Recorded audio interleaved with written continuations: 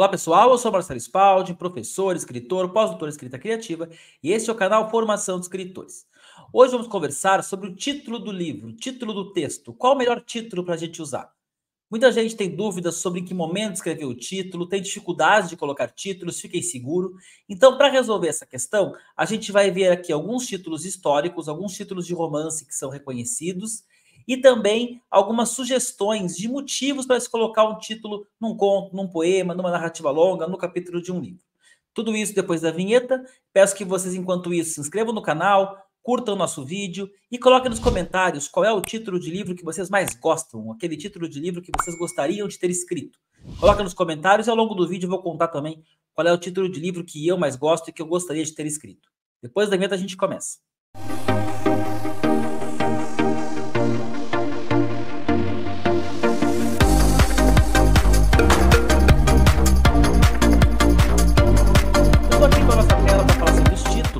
Mas antes de começar o nosso conteúdo, você deve ter percebido que atrás de mim hoje tem o mesmo livro em todas as telas, em todos os espaços. O pessoal deve estar se perguntando, o que aconteceu, Marcelo, que está o mesmo livro aí? Então, gente, estou lançando um livro novo chamado Viagens, Crônicas e Descobertas, que é esse livro aqui. Opa, vamos botar para cá. O livro que tem páginas coloridas, um livro de crônicas, né, como o próprio nome já diz. E eu resolvi, então, aproveitar para fazer uma promoção aí para quem está me assistindo no canal. Eu sei que muita gente vê vários vídeos do canal, já está nos acompanhando há bastante tempo, que é o seguinte: quem tiver interesse em adquirir o livro nessa fase de lançamento, pode pedir aqui nos comentários, pode mandar WhatsApp, pode mandar e-mail, que a gente vai fazer frete grátis. Então é só colocar nos comentários, eu quero o livro Viagens Crônicas, eu vou entrar em contato, pedir o endereço da pessoa, e o frete é por nossa conta, tá bem? O livro está aqui, o livro custa R$ 49,00, é um valor abaixo da média de mercado, ainda mais para um livro com páginas coloridas. Vale a pena comprar um para vocês ou para dar de presente, se quiser também, porque realmente ele é uma recordação e ele é um presente. Além disso, o Viagens Crônicas é um projeto que tem site, Instagram e está à disposição de textos que vocês queiram escrever, queiram mandar sobre viagens. Então conheçam também lá o nosso site, viagenscronicas.com.br, o nosso Instagram, @viagenscrônicas, e aí vocês podem, além de ler outros textos, nos mandar os textos de vocês. Certo? Então não esqueçam, frete grátis para quem tiver interesse pelo livro, podem ficar à vontade aí. Bom, gente, vamos falar um pouquinho então sobre o título dos textos. E aí eu vou colocar alguns tópicos para a gente poder conversar e depois eu vou dar alguns exemplos de livros, né, com capas e títulos de livros. Então, primeiro, vale a gente lembrar que o título é uma parte fundamental de um texto, e não apenas narrativo, na verdade, como está aqui. O título é fundamental em qualquer tipo de texto, hoje, inclusive na poesia. Por quê? Porque além do título ser uma chave, ser uma porta de entrada do leitor para o texto, o título por vezes nos chama atenção, o título por vezes nos dá uma pista.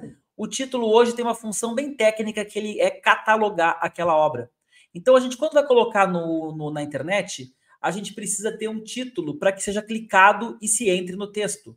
Quando é numa rede social, é o título que aparece primeiro, que a pessoa se interessa e vai ler o texto. Nos próprios streamings, para quem trabalha com seriado, com roteiro, o título e aquela pequena descrição são a única coisa que tem além da capa do vídeo ou a capa do livro para chamar a nossa atenção. Eu costumo dizer, inclusive, que nessa lógica de Amazon, mais importante do que a capa, sempre houve uma lenda, né, que capa vende livro e tal, mas mais importante do que a capa, que aparece pequenininha ali na Amazon, é o título. O título acaba chamando mais atenção. Então, o título é fundamental, tanto pela questão do hábito que a gente tem de começar pelo título, quanto pela questão da catalogação, a questão digital, a questão dos algoritmos. E aí, inclusive, há pessoas que tentam fazer títulos de acordo com palavras-chave, com algoritmos do Google. Aqui não é a nossa preocupação, isso é muito relativo, mas sim, o título para catalogação é fundamental. E hoje a gente não publica na internet apenas livros completos. Muita gente publica conto, mini conto, poesia. Então, mesmo nesses textos muito curtos, me parece importante usar sim um título, porque vai precisar do título para clicar em cima da poesia, clicar em cima do conto. Então, hoje, mesmo que vai escrever um pequeno poema, eu sugiro que se use o título, se coloque o título. O Haikai, por exemplo, não usa título, mas o Poetrix, que é uma versão mais contemporânea do Haikai, ele já admite e até pede o título. Então, o título é algo bastante importante para catalogação, para que as pessoas encontrem nossos textos nos dias de hoje. Eu coloquei aqui quadros, porque quando a gente vai no museu, muitas vezes está lá sem título, sem título, sem título, sem título. Mas quanto mais contemporâneos forem os quadros, aliás, fica a dica para quem mora em São Paulo, quem for visitar São Paulo, os museus são maravilhosos, né? Tem o MASP, tem o Pinacoteca, tem o MAN. Então a gente olha ali, já começam os contemporâneos a ter títulos, e por vezes, inclusive, o título joga com o leitor. Tem um deles que era assim, sem título, mas com amor, sem título, mas com carinho, uma coisa assim. Certo? Então o título vai ser útil mesmo em textos curtos. Mas aí vem aquela pergunta que é algo que assombra todos que escrevem, a todo mundo que fala ter dificuldade com títulos. Qual o melhor título, afinal de contas? Bom, vou colocar aqui, para começar, exemplos de títulos. E aí eu estou usando um capítulo do John Gardner, do livro chamado Arte de Escrever, a Arte da Ficção, na verdade. E nesse capítulo ele fala especificamente sobre o título, mas eu vou trazer alguns exemplos diferentes, alguns exemplos mais contemporâneos, ou brasileiros, ou, enfim, mais próximos de nós, e mesclando, claro, com a teoria e com alguns exemplos dele. E ele começa lembrando sobre títulos com nomes de personagens, romances que trazem no título o nome dos personagens.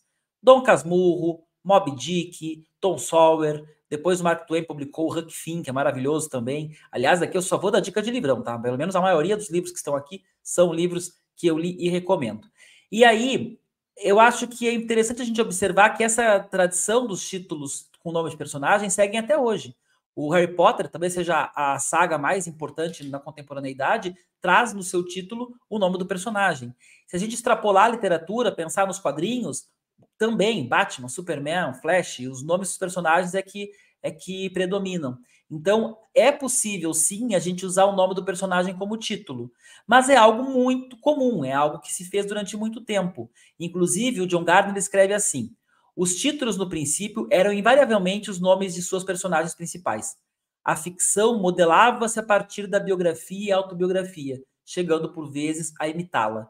Então, lá na origem, talvez, da literatura, há muito essa proximidade com a biografia, com a autobiografia, e as obras são sobre personagens. Madame Bovary, Don Quixote, e por isso o título naturalmente se tornava o nome do personagem, do protagonista. Contemporaneamente, a gente vai ver isso sendo feito de formas criativas, formas diferentes, mas ainda referenciando o personagem. Por exemplo, O Senhor dos Anéis. O Senhor dos Anéis refere a um personagem que a gente vai descobrir ao longo do livro quem é, afinal de contas, o Senhor dos Anéis. O livro do Marco Suzaki, A Menina que Roubava Livros. Eu sempre digo que não existe, não é porque é um best-seller que é um texto ruim ou que é um best-seller que é um bom texto. Há best-sellers maravilhosos de ler, literariamente falando, e o A Menina que Roubava Livros é um ótimo exemplo disso. E esse título também é um título que, além de ser instigante, ele fala da protagonista. E a gente vai precisar ler o texto para entender esse título, até para entender se ela de fato é uma menina que roubava livros, se é assim que é o melhor jeito de definir essa menina. O Milton Atom publicou um livro chamado Dois Irmãos. E aqui é interessante também a gente perceber, como há Romeu e Julieta lá no Shakespeare, de que por vezes o título se refere não apenas ao protagonista, mas aos protagonistas, a mais de um protagonista. Pode ser uma família, e aqui no caso é uma dupla, né? São os dois irmãos. Então também é uma forma de fazer esse título usando não apenas um, como dois protagonistas no título. Estou pensando aqui na literatura juvenil, especialmente a clássica, né? Pinóquio, Alice, Peter Pan, todos esses textos, e inclusive os contos, Chapeuzinho Vermelho, Cinderela, Os Três Porquinhos, os textos em geral trazendo os personagens no título. Então, pode usar personagem no título? Pode usar. Se vocês não surgiu uma outra ideia, não surgiu algo que chamasse mais atenção, especialmente em contos, né? Por vezes, pode ser até uma ideia. Eu já vi livros de contos que cada conto tinha no título o nome do personagem, pode ser o nome de uma mulher, se for um livro focado nas mulheres. Então, isso é uma forma também de organizar o livro.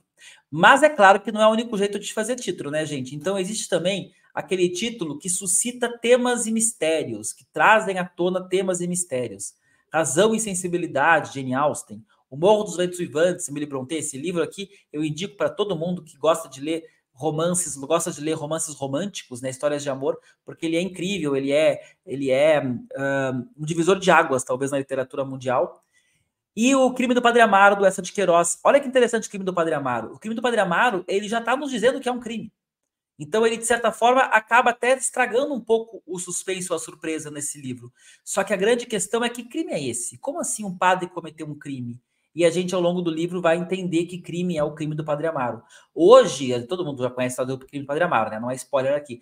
Mas hoje pode parecer, infelizmente, banal o tema do assédio, o tema do abuso. Mas certamente, quando Eça de Queiroz escreveu esse livro, não era um tema corriqueiro, não era um tema, pelo contrário, um tema tabu, ainda mais envolvendo um padre. E ele teve a coragem de, antes de 1900, lá nos anos 1800, escrever esse livro e colocar esse título, que ao mesmo tempo que é provocativo, ele não entrega o crime, ele acaba fazendo o leitor ir se surpreender com esse crime, que até então não era tão comentado, infelizmente, embora, obviamente, houvesse, né? Enfim. Outra possibilidade, segundo Gardner, são títulos simbólicos ou metafísicos. Então, segundo Gardner, os grandes modernistas sentiam-se atraídos por títulos simbólicos ou metafísicos. O Coração das Trevas, Joseph Conrad, O Nome da Rosa, Humberto Eco, A Casa dos Espíritos, da Isabel Allende, é um livro que fez bastante sucesso, faz até hoje também. Então, aqui alguns exemplos de títulos simbólicos ou metafísicos. Tem O Reino deste Mundo também, do Juan Rulfo, lá no Haiti. É um autor cubano, né, escrevendo sobre o Haiti. Então, são alguns títulos com uma outra característica. E esse tipo de título nos traz a títulos contemporâneos, que são os títulos chamados por Gardner de enigmáticos. Então, autores mais recentes muitas vezes preferem títulos arrojados, enigmáticos e improváveis. Ele coloca como exemplo aqui O Apanhador de Campo de Centeio. Eu lembrei da Luísa, aliás, a Luísa Geisler, que é a nossa professora aqui no Formação de Escritores, ela tem títulos incríveis, mas todos eles super diferentes. A obra dela é uma obra muito autoral, ganhadora de prêmios, reconhecidíssima, e um deles é Luzes de Emergência Acenderão Automaticamente. É um título que a gente fica até curioso para entender que relação tem esse título com a obra depois. E este livro aqui, a capa não ajuda muito a entender o título, né? Mas este livro é incrível, é fantástico, se chama Extremamente Alto, Incrivelmente Perto, Jonathan Safran Foer. E o livro é sobre o 11 de setembro, uma criança narrando a experiência dela, a vida dela pós 11 de setembro, quando ela perde o pai. Então, claro que o livro é muito mais sobre o luto, sobre a perda do pai, sobre um romance de formação, do que sobre o 11 de setembro, que está como pano de fundo, né, um atentado. Mas notem que nem a capa nem o título fazem nenhuma referência ao 11 de setembro, nenhuma referência a criança, luto, nada disso. Ele tem esse título enigmático aí, e de fato é um livro fantástico. O filme não é tão bom, na minha opinião, apesar de ser com Tom Hanks, o filme ele deixa um pouco a desejar, ele é meio lento, e o livro é bem interessante.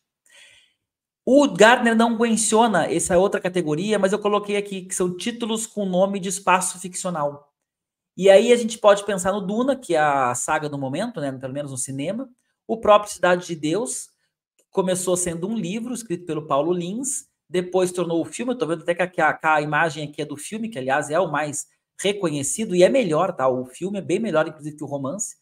E agora tem a série da Cidade de Deus. Não acabei de assistir para dizer se é bom ou se é ruim. Até agora o que eu vi, estou gostando, mas é claro que é uma repetição um pouco daquele universo do livro.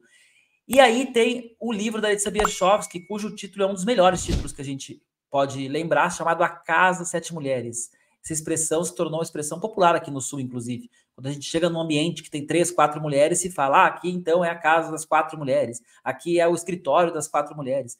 E esse título, ele se refere ao espaço em que a história se desenvolve, né? Então também é uma possibilidade que vocês, ao invés de colocar como título o personagem, caso o espaço seja importante, colocar como título o espaço. E aí pode ser, como é o caso do Trilogia de Nova York, do... Claro que eu esqueci o nome agora, né? Acabei de ler o livro, esqueci o nome. Falecido esse ano, inclusive. Mas Paul Auster, lembrei. Então pode ser como Trilogia de Nova York, pode pegar o nome de uma cidade, então fazer o título ser Rio, Veneza, ou uma cidade menor. E assim a gente também tem essa opção. Vamos falar um pouquinho agora sobre casos especiais. Por exemplo, o caso das sagas. Porque na saga, a gente tem o título da saga e a gente precisa ter títulos para cada um dos livros. Além, claro, depois, se quiser colocar título nos capítulos. E no caso o exemplo que eu trouxe aqui é O Tempo e o Vento. Eu falei que eu ia dizer os meus melhores títulos, na minha opinião, né? O 100 Anos de Solidão é um título incrível, 100 Anos de Solidão. Faz a gente pensar, ele tem a ver com o livro, ele é sonoro, então esse talvez seja o meu preferido. E o outro é O Tempo e o Vento. O Tempo e o Vento também é um título poético, tem tudo a ver com a obra. Quem conhece aqui o Sul, eu sou de Porto Alegre, e O Tempo e o Vento é uma obra que é uma grande epopeia sobre a formação do Rio Grande do Sul. Até hoje, né, a questão climática, a questão do vento, a questão do tempo que vai passando, e aqui tempo tem duplo sentido, que pode ser o tempo enquanto clima e o tempo enquanto passagem dos anos. Eu acho fantástico esse título, O Tempo e o Vento. Mas dentro do Tempo e o Vento a gente tem 3 livros que hoje são editados em mais volumes, que é O Continente, O Retrato e o Arquipélago. Eu não sei por que diabo quem fez essa imagem fez na ordem errada, mas o primeiro é O Continente. Na minha opinião, inclusive, é o melhor dos 3 livros. É possível para a pessoa ler apenas O Continente e ter uma boa ideia, não é preciso ela ler a trilogia inteira, mas é claro que é uma delícia ler a trilogia inteira, e aí vai ter, é aí que se compõe a obra do Érico Veríssimo, O Tempo e o Vento. Marcelo, e no caso de contos, mini-contos e poesias? Eu vou até aumentar a tela, eu vi agora que eu deixei a tela menorzinha, mas a gente não precisou dela até aqui. Eu vou aumentar porque eu coloquei um texto, tá?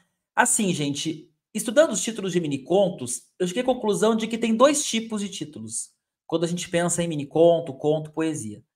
Primeiro é o título neutro, o título que tem que ele é neutro na história, e o outro funciona como chave do conto, chave do poema. Então vamos lá, os títulos neutros são aqueles que apenas identificam o texto, utilizando uma palavra ou sintagma nominal que não revela nada sobre o texto. É o caso de Barulho de Amontilhado ou Gato Preto, para citar o Poe.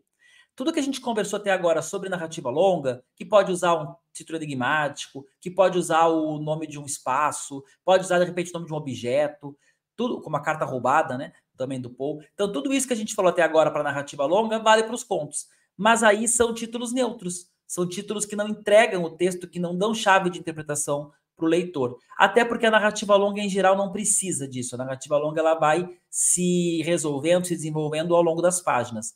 Já o conto, mini-conto e poesia, por vezes, podem se valer de um título que seja uma chave de leitura, que dê ao leitor uma pista desse texto.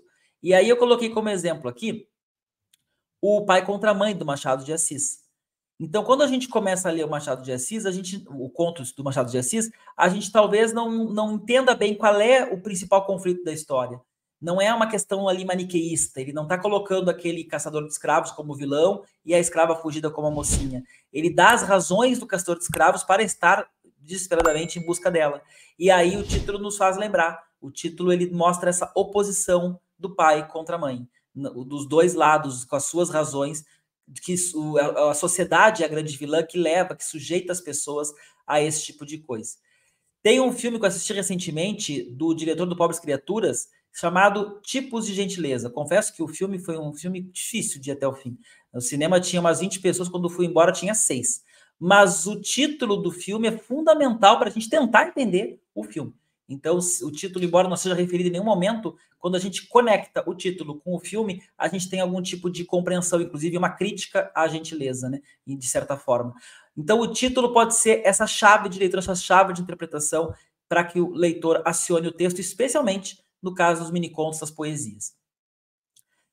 Vamos agora falar de títulos de capítulos. Os capítulos dos livros também, por vezes, têm títulos. E aí, de novo, o título do capítulo do livro pode ser um título neutro, um título feito apenas como adereço. O título do capítulo do livro pode ser como... Na verdade, ele não pode ser hoje em dia, né? A não ser que a pessoa queira fazer isso para criar uma ideia de retorno, de antiguidade, de coisas clássicas. Porque na época do Don Quixote, os títulos dos capítulos eram assim: que trata de notável pendência que Sancho Panza teve com a ama de Don Quixote e de outros sucessos graciosos. Ele meio que resumia o capítulo, ele meio que dava para o leitor que vai direto para aquele capítulo. Isso é uma forma muito clássica, que se fez durante muitos anos na literatura. Eu até vou dar uma sugestão depois, por que isso aqui pode ser útil para quem escreve, tem dificuldade com títulos, mas na prática, hoje, dificilmente alguém faz um texto com títulos assim, a não ser que queira criar esse efeito, tipo Era Uma Vez, né? Trazer a ideia do clássico. Mas hoje a gente também pode, numa narrativa longa, colocar títulos nos capítulos para indicar quem está narrando. Então, a cada capítulo mudar o nome do título, porque um é narrado Marcelo, Joana, Pedro, e isso muda o narrador. Tem gente que bota no capítulo do título do capítulo o ano ou a data, para indicar quando se passa aquele capítulo. Outros podem colocar o local. Então, Beirute, Paris, se a pessoa vai escrever um livro que se passa em várias partes do mundo. Então, essa variedade de possibilidades no título, também a gente pode ter um título funcional ou um título apenas como adereço, um título neutro. E claro que é possível, no caso de capítulos de livro, não ter título. Então, me parece até mais comum que quando a gente vai fazer uma narrativa longa, a gente tem o título da narrativa longa, às vezes, quando é dividido em partes, o título das partes, e os capítulos apenas numerados. Eu, particularmente, gosto de capítulos, né? Tem, inclusive, autores que não fazem capítulos, que o livro inteiro não tem nenhum capítulo. Ou é um capítulo só. Grande Sertão Veredas, acho que é o caso mais emblemático. Mas quem gosta de capítulos, quem gosta de deixar um pouquinho mais arejado o texto, pode ser só numerado, ou pode colocar lá uma dessas opções. Em que momento decidir o título? Essa é outra pergunta importante, né? Que momento da produção do livro que a gente pensa no título? Porque muita gente fala isso, eu tenho dificuldade com título, eu não sei escrever títulos. E, na verdade, gente, o título pode ser a última coisa que vocês vão se preocupar. Então, eu vou ler aqui minha sugestão para vocês. Costumo dizer que você já deve iniciar com um título, mas um título provisório, que funcionará mais para você não perder o foco da história do que para a versão final. Se você vai escrever um texto sobre a traição de um homem, como sugerimos em aulas anteriores, seu título pode ser A Traição de Mário à sua esposa envolvendo a amiga de sua filha. Gente, é claro que esse título aqui não vai ser o título final depois, mas ele pode ser um jeito de vocês não perderem o foco. É que nem redação de vestibular. A redação de vestibular vai ser sobre defendendo as cotas nas universidades públicas. Então, o título vai ser Defendendo as cotas das universidades públicas. Faz a redação, depois volta e troca o título. E aí, depois que terminou, então, de escrever o texto, a pessoa pode voltar para esse título resumo e modificar. Aí ela pode colocar adultério, Mário, entre quatro paredes, enfim, colocar o título que ela achar melhor. Mas aquele título inicial ajudou a como um rascunho, né? A nos dar um guia, nos dar um parâmetro. E isso é muito importante. Aqui, antes de acabar o vídeo, aproveitando essa dica do Entre Quatro Paredes, um alerta, né? Cuidem com títulos clichê. Entre Quatro Paredes, Era uma Vez, são títulos que perderam um pouco a força porque se tornaram tanto clichês. Não é proibido usar um título de algo que já exista, até porque muitas obras são produzidas. Eu tenho o meu primeiro livro com o título A Cinco Pontas de uma Estrela, publicado no ano 2000. Alguns anos depois, quando o Tite ganhou o Campeonato Mundial de Futebol com o Corinthians, publicaram a minha biografia do Tite usando o título A Cinco Pontas de uma Estrela. É claro que não leram o meu livro, não é por causa disso que usaram esse título, mas o fato é que meu título foi publicado antes do que esse. E assim é, né, na literatura, ainda mais com palavras que são um tanto comuns. O que vale a pena para quem vai lançar um livro é jogar na internet e pesquisar se existe algum livro muito famoso ou algum livro da mesma cidade de vocês, de uma pessoa próxima de vocês, para evitar constrangimento e também, porque, aliás, os títulos estranhos podem ter a ver com isso, né? Hoje é muito importante que quando a gente coloca um título do livro no Google, a gente encontre o livro. E aí, se eu colocar por exemplo, A Estrela Solitária, que é um livro que eu vou mostrar daqui a pouquinho. Quando eu coloquei no Google Estrela Solitária, apareceu um monte de coisa do Botafogo, de astronomia, e não apareceu o livro do Rui Castro. Então, também isso pode ser um incentivo a títulos com nome de personagem, mas não nome de personagem comum, e também aqueles títulos enigmáticos, porque fica mais fácil para quem quer encontrar na web, encontrar o título. Para fechar, então, a não ficção. Na não ficção, 90% das vezes, né? Claro que eu não vou aqui generalizar, o título é o assunto. E por isso, inclusive, fica mais fácil para quem escreve não ficção de vender o livro, porque não importa tanto o autor, importa o assunto que o livro traz. O meu livro que mais vende é o Escrita Criativa para Iniciantes, que tem esse título bem claro, Escrita Criativa para Iniciantes, tem até o público no título.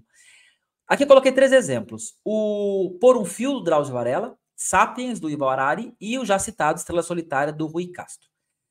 Notem que o Sapiens tem acima dele um subtítulo, e subtítulos são muito úteis, especialmente em livros de não ficção, mas eu tenho sugerido até para livros de ficção, porque por vezes o título do livro de ficção ele não tem a palavra-chave.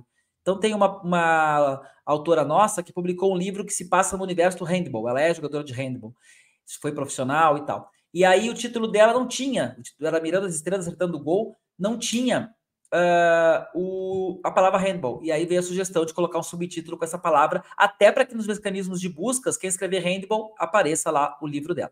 Mas voltando aqui, então o Sapiens coloca Uma Breve História da Humanidade como um subtítulo, que na capa é quase um título, porque o Sapiens ele é mais enigmático, né? O subtítulo é quem traz o assunto de fato. Mesma coisa o Rui Castro, Estrela Solitária. Aliás, o título é fantástico, né? Porque o Botafogo é chamado Estrela Solitária e o Garrincha é o grande ídolo do Botafogo. E aí o subtítulo é Um Brasileiro Chamado Garrincha.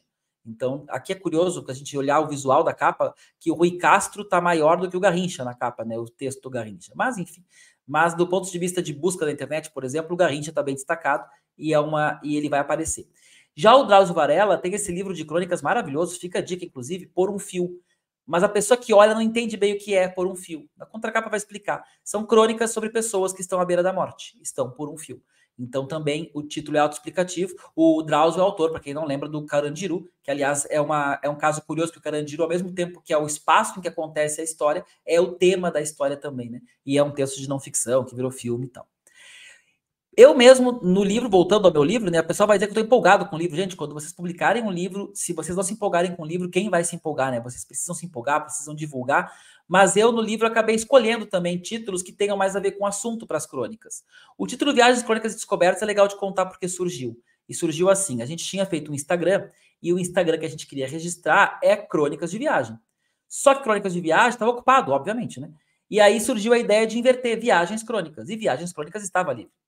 Então tá, Viagens Crônicas, brinca com a coisa do crônico enquanto doença e tal, colocamos lá Viagens Crônicas. Aí surgiu a ideia de fazer um livro, e o livro então se chamaria Viagens Crônicas. Mas eu não ia tratar de viagens no limite, de perrengues, eu achei que o título não combinava tão bem. Daí eu coloquei uma vírgula e transformei esse título numa série. Então, Viagens, Crônicas e Descobertas. Pode ser que no futuro eu publique Viagens, Crônicas e Cinema, Viagens, Crônicas e Livros, Viagens, Crônicas e Novas Descobertas. A minha intenção é criar uma espécie de uma série usando Viagens Crônicas com essa vírgula e deixando livre para que eu complete com outra coisa. Então, notem como o título ele pode ser útil até para pensar projeto de publicação, né?